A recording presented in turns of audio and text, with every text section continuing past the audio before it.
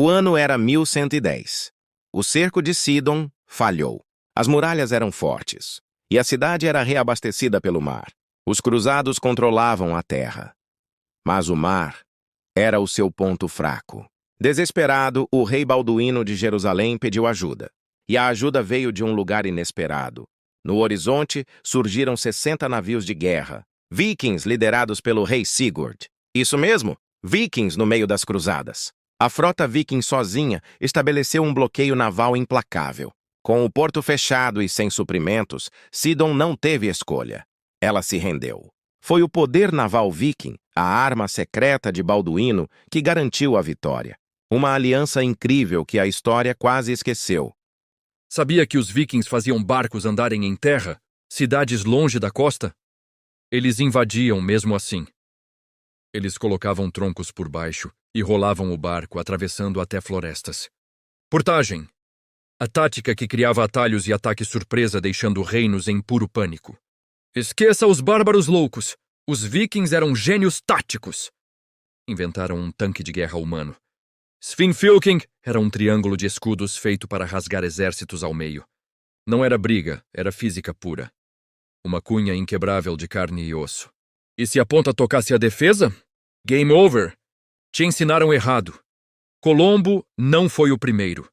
Os vikings chegaram na América exatos 471 anos antes dele. A prova é cósmica. Uma tempestade solar carimbou a data nas árvores que eles cortaram. Enquanto a Europa dormia, o Canadá já falava nórdico. A Inglaterra quase sumiu do mapa. O rei teve que se esconder igual a um rato no pântano para não morrer.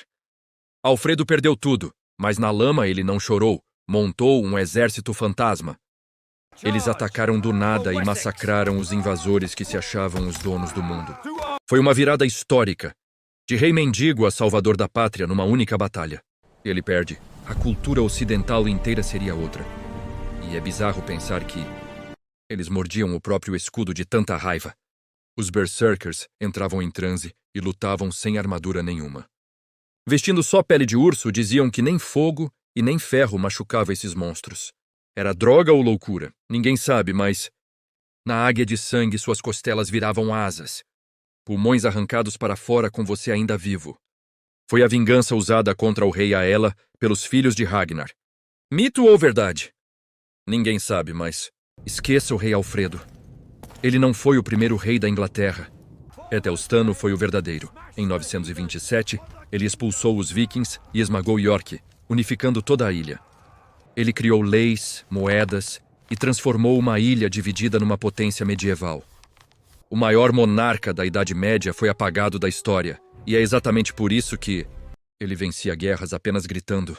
Mesmo sem andar, Ivar lutava sentado e entrava em fúria berserker.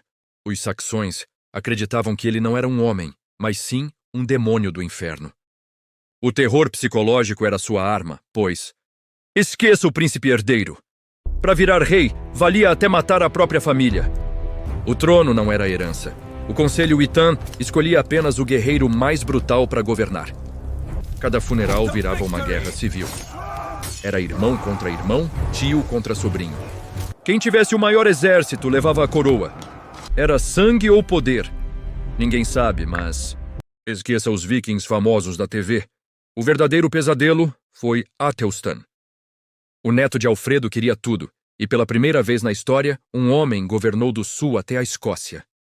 Vikings, escoceses e bretões formaram uma aliança na Batalha de Brunanburh. 5 reis e 7 condes morreram na lama. Athelstan não apenas venceu, mas aniquilou a todos. Naquele dia ele cunhou o título Rex Totius Britanniae, rei de toda a Grã-Bretanha. Olhe para estas muralhas. Durante a primeira cruzada, a cidade de Antioquia era impossível de conquistar. Por meses, a força bruta falhou. Os cruzados sangraram tentando escalar, mas foram massacrados. Foi aí que o astuto nobre normando, Boemundo de Taranto, decidiu mudar de tática. Ele não precisava de mais soldados. Ele precisava de um traidor. Boemundo comprou o guarda de uma torre. Na calada da noite, apenas 60 homens subiram por uma escada de couro, em silêncio total. Eles dominaram a torre e fizeram o impensável. Abriram os portões por dentro. O exército invadiu como uma inundação. A cidade mais forte do mundo caiu em uma única noite. Às vezes, a espionagem vence a espada. Se curtiu, siga o canal para mais táticas de guerra. Ragnar Lothbrok riu enquanto era devorado vivo por cobras venenosas. Ele não era apenas um fazendeiro. Era o pesadelo da Inglaterra e da França. Dizem que ele saqueou Paris usando caixões falsos para invadir a cidade por dentro. Jogado num poço cheio de cobras pelo rei Aelle, suas últimas palavras profetizaram a vingança de seus filhos, que voltaram para vingar sua morte, formando o grande exército pagão que devastou reinos inteiros. E sabe por que ele não teve medo? Porque a lenda diz que a Groenlândia tem esse nome por causa de uma mentira. Eric o Vermelho foi exilado e encontrou uma ilha cheia de gelo. Para convencer as pessoas, ele a batizou de Greenland. Sabendo que ninguém iria para uma terra de gelo, preferiu chamar de Terras Verdes.